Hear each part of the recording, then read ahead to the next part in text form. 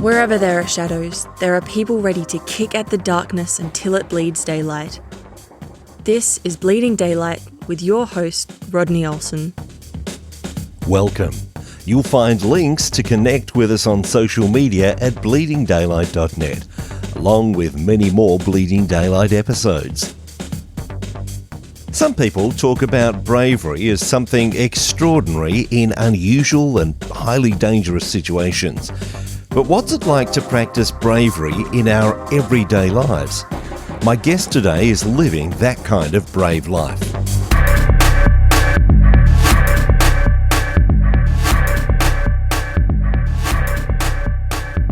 Brenda Seefeldt is a pastor, speaker, wife and mum of four. Her book, I Wish I Could Take Away Your Pain, is about the people who have helped her carry her pain.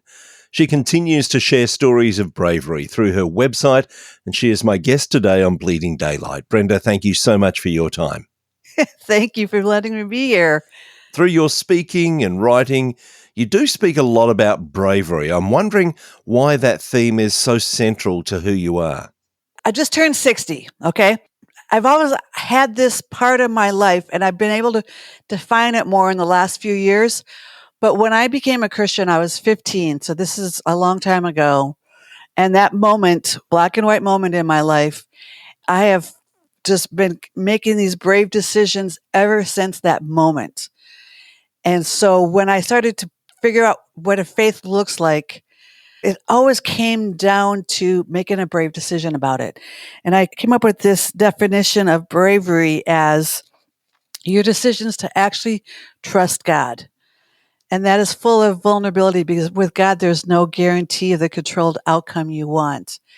As I've been reflecting back on my 60 years and my 45 years following Jesus, and 43 years of that is being in the ministry, it has been like one brave decision to brave decision to brave decision, where I've just knew I had to go in this direction. I knew there was some risk involved in it, but I just had to go in this direction. So I started writing about how our faith is made up like from brave decision to brave decision. And that's a very refreshing outlook because we certainly see in Scripture that there is no guarantee, as you say, of the outcome. There's a guarantee that if we trust in God, then things are going to, some might say, work out. But these days we get this impression that work out means it's all going to be great for me. And yet we don't see that in Scripture and we don't see that in real life. And yet we know that we have a God that we can trust. Can you talk to me a little bit about that balance, knowing that, hey, I'm not sure of the outcome, but I know that it will be for God's glory? This is definitely something I've been reflecting on a lot with my 60th birthday. I have very few regrets in my life because I would always take this decision of bravery. So like, I'm an 18-year-old, pretty new Christian, and I'm seeing an opportunity to serve in this church. And I just said yes because I just trusted God. From that, I got a call into full-time ministry, and I left to get my college training. That was all in the early 1980s as a woman, and that was against the norm at the time, against expectations of me as a daughter and as a woman in society. And I just kept following these brave decisions. Again, it's not been promised, it's not been good, it's not been easy. But I have had a life of few regrets because of that. Gets to the trust issue because at my age now, I can say I trust God with my everything. In about 1990, I had a smashing year. Be about year 9 in the ministry, and I was an overworked, burnt out, overachieving youth pastor at my church. Everything that was supposed to happen didn't happen, and my life was broken. There was a season there where I was like, God, I've been following you, and where has been your promise back to me? You didn't take care of me. Going through this kind of a back and forth thing. And in this season, and it was a good long year of figuring out my faith, figuring out if God is trustworthy, figuring out if God did not abandon me. I discovered the story of Jacob in Genesis 32, where he wrestled with God. This story has just been the foundation of my life ever since. Because in that story, you got Jacob wrestling with God. He's going back to meet up with his brother. He's bringing his family, his successes he's had along the way. But the night before he meets up with his brother, he has this encounter with God. And instead of saying, oh, God, oh, it must be you, I'm going to just sit here and be quiet and let you bless me, he said, no, I will not let you go until you bless me. They had this night of wrestling and this night of knowing that Jacob had the blessing. And the morning came, Jacob didn't go, oh my goodness, I've been wrestling with an angel or with God, whatever you want to believe that, that Hebrew word is. He didn't say, oh, let me pick you up, God, and let me clean you off. And oh, I'm sorry, I spent all night doing this with you. I should have trusted you more. At the moment he realized who he was wrestling with, it says he held God down and said, I will not let you go until you bless me. And when I heard that, I decided I've got to know that I'm called to be in the ministry, that I'm called to this path, that God is with me, and I will know that I have this blessing. And I have just not let go of God ever since. When things have been hard, and they have been hard, they've been harder since 1990, I have not let go. I have wrestled. I have been angry at God, so angry, but he's known it. And he's never abandoned me. And when I come through, there's this deeper knowing that God has always been with me. He's never abandoned me. He does not roll his eyes at me. And that knowing just keeps me going to the next day, into the next brave decision. And now at 60, golly, I have lived quite a life. I'm interested in a balance here between this wrestling with God, which, as you say, we clearly see in Scripture, and sometimes there tends to be, from some people, this arrogance of, God, you give me what I want, as opposed to this, God, I need your blessing, whatever that might look like. I need to know that you're with me. Help me understand that balance between those two things of people who we see from time to time saying, no, God, you just need to bless me with all the material blessings or whatever it might be. And this, Lord, you bless me in the way that you see fit. I guess in my wrestling seasons, and there have been many, it hasn't been over the success of my ministry. There was a season I was angry about not being married yet. I didn't get married till I was 33. And that was a wrestling season. So maybe in that one, it was probably maybe this tension that you're talking about. But most of it has just been, I just need to know you're with me because I don't understand what is going on in my life right now. And wasn't supposed to turn out this way. But like in that one season when I was pretty angry at God for not being married yet for so many, many reasonable reasons. I really feel that to this day. It was 3 years later when I did get married to a man I hadn't met yet. This is a very good match. This has been a very fun, healthy marriage that I just had to realize in that wrestling season, God still had me. And then once I got the fruition of my wish 3 years later, which is sometimes not that long, really, but it felt like forever, God's faithfulness showing up, giving me a really good marriage. And I cannot stress that enough because we're in the ministry. This is so hard. Helps me the next time to say, okay, right now I'm not getting what I need. I'm not getting the solution, but I know there is going to be something better for me if I just wait this thing through. And something we've been talking about a lot in my church, we have a lot of conversations as a part of our church worship, is how God doesn't answer our prayers in sequential order. And sometimes we get a little bit early, sometimes we get a little bit late. Sometimes we get it all at once, sometimes we get it over time. And that when we have an expectation of sequential order, I think we're coming into a prayer with an expectation. And when God answers prayer, it just is not sequential. You mentioned going into that period of great difficulty, that period of burnout. And you had also touched on the fact that you were entering, when you started into ministry, you were entering into a domain that was not generally open to women of the sort of ministry that you were entering. Do you Mhm. think that part of the burnout was because you felt that you needed to achieve in this area, that you needed to prove someone, and this just proved to you your reliance more on God, but that you were trying to do this in your own strength? Because I think that sometimes we all get caught in that trap of trying to achieve the right things for the right reasons, but in our own strength. Absolutely. Absolutely. Like I said, I got a really young start in this because I had two men see the calling in my life and really pour into me and gave me probably a head start for most people. I mean, they really opened doors and opportunity for me. And I moved away to where I am in Washington, D.C. area, where I felt God was calling me to be and where I've been here for 35 years now. And I moved away from those two men and didn't have good men speaking into my life, but one that I was just never enough for him.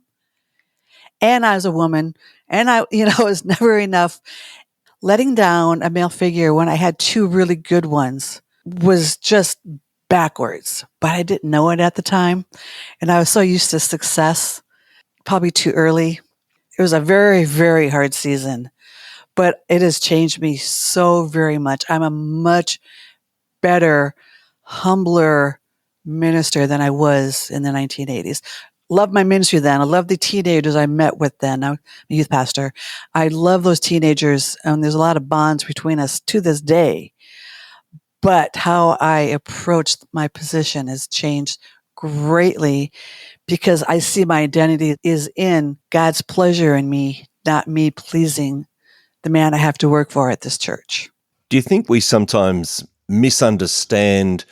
There's this term of resting in God, and there are some people who they just want to keep resting. There's a misunderstanding of what that means, that we are to continue to make the sorts of brave decisions that you've made, leaving the results up to God, rather than just sitting back and saying, okay, God, you do whatever. The older I get, the more rest I need, the more in my resting, I can hear what the next brave decision is. Getting off that fast track of success and finding this whole different identity and resting in God. And I began back then. I was able to hear what that next brave decision was so much easier because I wasn't caught up in the crazy busy of my importance or in trying to prove my worth to the men of the church. And so finding the brave decisions has just gotten easier and easier. And again, as I get older, I need to rest more to sustain being in ministry this long. And the brave decisions are just there. With age, wisdom, wrestling, I know what they are and I know when I need to make them. As you look back across a life of ministry, can you help us understand what some of those brave decisions have been? When you've come to that crossroad, there's been that decision in front of you. What have some of those decisions been? I have several that have shaped me. Leaving to go to college and going into full-time ministry, getting married was a brave decision. I was single for 15 years and I had that crisis when I turned 30. But after that, I was like, it's me and God, and I am single for God, and I'm going to do this, and I am just fine. And then when I met my husband, who I said, again, this has been a very great match, he was not at all who I thought God had for me to be. If you can imagine, you're the single pastor in church, dating in church, and all the gossipy people in church. Dating was there's always extra. I just could never date normally. There's all this extra going on. But I will say that those gossipy people also kept me in good boundaries. I will, add that blessing to that. When I met John, and he was not my type, and I was not that interested in him, but he was very interested in me. It was the people in my church who kept telling me, look at him. Look at him. He is great. Look at him. And after a good year and a half of wrestling over this decision, I saw John for how the people in my church saw John. Then the decision was really easy. But that was a good long wrestling season because I knew what I was giving up at this point, and I was pretty content being single. But that was a good one. But probably my bravest decision was becoming a mom to our 4 boys, who are now men, by the way. This was, again, one of the ones you make interesting, but was also an obvious one, but also a lot of unknown and fear attached. I've been a youth pastor my whole life, my whole adult life, literally. I met some boys doing youth ministry work. I met some boys who were not church kids and came from a really rough, underprivileged background. And they attached themselves to me in such a way that I noticed God saying, look at these boys. Look at these boys. And I was single at the time. And I'm going, okay, I will follow you, God, with this relationship with these boys, but I'm single. What are you doing? And I would follow them to their homes and meet their parents. I'd follow them to the drug corner. And I can't tell you how many hours I spent with them on that drug corner, just talking to them and sharing faith. And they were drawn and they kept showing up. They kept coming to church. They kept attaching themselves to me. It was in the same season of life when I had met John, and we had a short dating season because there was this long wrestling season before that. When I introduced the boys to John, there was this moment. We told them we were getting engaged, and I was excited because I had just made this grand, long wrestling decision. The boys pulled me aside and said, we like John and all, but we think he'll be like every other step parent and take you away from us. And it was in that moment I knew that this was different. And I heard God say very clearly, and you have to be able to hear this. So this is in the resting and this is in the God, what are you doing? I heard God say very clearly saying, you need to parent these boys, not pastor these boys. John and I had a big discussion about this and we agreed, and they were in and out of our homes until they turned 18. And then when they turned 18, their parents turned them over to us. And we've been raising them now for over 30 years. There's a lot in that decision. There's a lot of pain in that decision. It's the best decision of my life since becoming a Christian at age 15. It is the one that's shaped me the most. But I had to follow God into discomfort, into unknown. But when you see God's hand like that, you just get curious enough and you follow, because you just see something's going on here. Why are these boys so attached? And now 30 plus years later, and we can all reflect on these tumultuous years. All 6 of us, the boys and John and I, just see God's hand time and time and time again that led us through all these decisions to give us this great story. And there's this parallel that I see with these young men as they were at the time saying, we feel we're just going to be let down again. We've been let down in the past and we think this is going to happen again. And yet, piece by piece and moment by moment, you're able to continue to build that trust to the point where obviously now you are absolutely trusted that this wasn't a stepdad that came and took you away from them.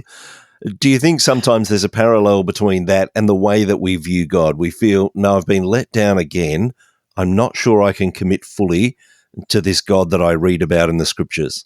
That is so beautifully captured. And yes, my boys have had to overcome a lot, and that's their stories, but they love Jesus. I have 6 awesome grandchildren who have, from the day they were born, know they were wanted, have known about Jesus. And so we're changing generational stuff here, probably because they've got 30 years of someone not letting them down, someone who has stuck with them through some bad decisions, and that has not disavowed them from our lives. We've stuck with them, and now we're coming to this good part. They're over 40 now, so they're reflecting back and seeing God's hand through everything, and that wowness they're now passing on to their children. It's a beautiful story. When did you decide that you were going to put some of these brave decisions and the life that you have lived down into this book? This book took me about a week to write. Now, it's not very long. It's 28 pages, got doodles in it. It's a wonderful, easy read, inspiring book. But it took me about 4 days to write it because it all came out of me just like that. The decision was, I got to write, and this came out of me. But the decision came from something I've learned over these brave decisions is I've needed to have some people in my life who are really with me in my life. So let me tell you about my Moo group. I have a small group of women. We're called Moos, as in mothers of offenders. The hard part of my life still is that 2 of my sons, despite having us in their lives, still did not make it away from the prison system. And we're still dealing with the prison system now for 25 years. This is a part of my life, and again, I'm a pastor, part of my life that I just can't share with everybody. Mostly because I get looks of fear. People don't know what to say, and I understand this, and I have mercy for that. But I also need people to be with me in this long haul that prison is. I was at a church 25 years, and this church just supported me beautifully with these boys. They're the one that told me that John was okay to marry. It was a really good 25 years of my life there. We're this group of mothers of offenders, and we get down, we sit together, and we can tell each other stuff that we understand. And they hear my sobs and say, me too, and I know they mean it. They're not going to give me what I call a drive-by prayer or a platitude because they're trying to remove themselves from my pain, because I know the story is painful. But they just sit here and say, me too. And once I can share it with my Moo group, the rest of my life becomes a whole lot more manageable. I'm not oversharing my story because I'm seeking people to look at me and say, I understand. I have that group that says they understand. I know they understand. And that's enough. So I can live, again, this brave life. I can live this leadership life, knowing that this part of my life is hurting and broken, and the prison system does not end. There's unfairness. COVID is in the prison system. There's unfairness, and you got worries that nobody else has. I can tell my women, and they understand me. So my book is about what we have learned in my Moo group and how to really carry each other's pain, what to do and what not to do. There's actually 3 full pages of a list of what not to do. And that's the worth of the price of the book, because all those what not to do's is the things that we do. And I think we've probably all been victim to them. But these things that we just remove ourselves from someone's pain because we don't know what to say. We're overwhelmed. It triggers something else inside of us. And we just don't carry it well. So this is how to find your people and how to help your people. There's a couple of things that I hear in that answer. One is that it is so important that we do life together with others. And I think sometimes in the church we forget that. We turn up on a Sunday or maybe a midweek meeting and we call that doing life with people when it's definitely not. We need to find those people, but also being okay with showing the vulnerable side of who we are to those people outside the church. Because sometimes we get this strange idea that we have to try and present ourselves as perfect to those who don't yet know Jesus. And yet when we do that, they think that's not something I could ever become. How important is it that we're able to show our vulnerability and then show them the God that we run to for those who are not within the walls of a church? Absolutely. There's a book I read in 1990 by John Fisher called Real Christians Don't Dance. It's out of print, but it's my second favorite book to the Bible. And he wrote this whole chapter on how the Magical Ministry Tour comes to town and we're on the stage and then we leave, and the audience is like, ooh, and awing over the ministry tour, but they've never met Jesus. That has shaped me. Again, as I was dating as a single person, I kept it vulnerable to the church, even though with the gossipy church ladies, I still kept it vulnerable because 1, it gave me accountability. And 2, they got to see that I am trusting God for this decision. And again, John starts showing up and now they're telling me what to do because they knew I was trusting God for this decision. So this slightly braver version of who I am, I'm just continually growing to be slightly braver, I think shows how God is really an active and near part of my life, and can be for you also. That I'm not that special because I'm complete and all brave. No, I'm just slightly braver than you because I'm older than you right now, at least. Mm-hmm. So there's that opportunity to show that we can make these brave decisions.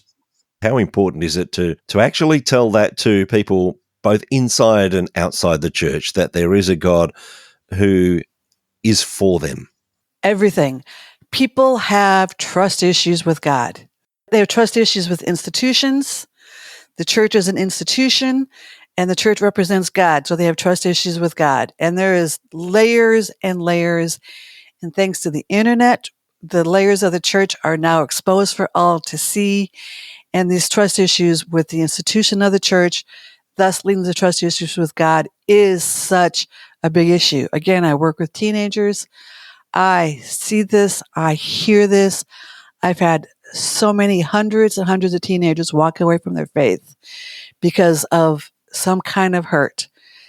Teaching and reteaching this, what I call the larger story God, is that God holds our larger story together. Again, it's not in sequential order, but he holds our larger story together, that we just need to stay in this because he is for us. And I could just, repeat verse after verse, psalm after psalm, gospel after gospel to teach this part of Jesus over and over and over and over and over again. So when that life crisis hits, that they will remember. This is what the scripture says, not what they were taught, not a behavioral modification kind of teaching, but this is what they were taught. And the second part that's so important is intergenerational wisdom. That if the more of us older adults who can share what we have learned over the years, can pour that into people younger than us or in different generations than us, and they can see us broken, healed, growing, getting slightly braver. They look at not only the pastor and say, well, okay, that's the ministry tour going on right there, but they can look at those great saints in the church. Again, we need to be people in the church and say, oh, I wonder if Miss Mary can talk to me about this. And then Miss Mary loves to, and there's this intergenerational wisdom that can be passed on that is such freedom. And you say, God is for me because Miss Mary told me God is for me. When faith gets shaken, those two things, the scriptures about who Jesus is and intergenerational wisdom, will keep people coming back to faith again and again and again. You have a story that's about daring to love, daring to forgive, daring to make brave decisions. I'm sure that there are people listening at the moment who say, I want that kind of bravery. I want to know more about it. If people are wanting to find out more about you, to get your book or to read more of your writings, where is the easiest place for people to find you? That would be bravester.com. That's brave with STER ending on it, like hipster. Bravester.com. And I write the story there. I write in 3 different categories. One is brave faith. One is brave dating. Again, I've worked with a lot of teenagers. I've dated a lot and a lot of young adults.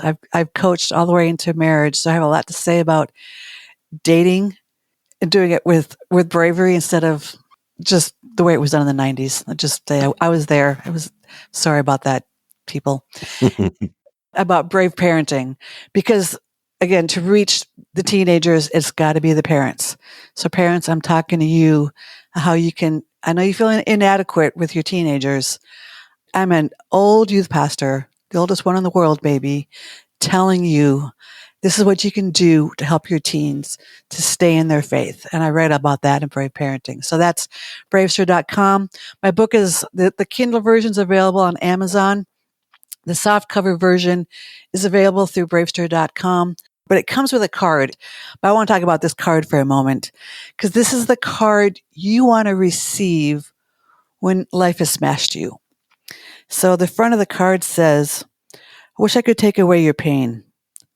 I also promise not to tell you that everything happens for a reason.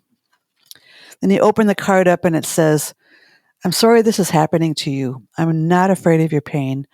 I won't have all of the answers, but I will be here for you with coffee, snacks, and my not perfect wisdom. We will find God in this horrible thing together. I saw the soft cover with this card, hoping that you can give this card to somebody and be that person for somebody. I'm sure that there will be many people that will want to do that. Brenda, thank you so much for your time. I will put a link to your website in the show notes at bleedingdaylight.net so that people can grab that easily. But Brenda, really appreciate your time. Thank you for telling your story and continuing to tell your story and helping others in doing so. Thank you for letting me share it. It's, when I get to tell it like this, looking back at my life, I'm just wowed also. So thank you for this moment of awesome. Thank you. Thank you for listening to Bleeding Daylight. Please help us to shine more light into the darkness by sharing this episode with others. For further details and more episodes, please visit bleedingdaylight.net.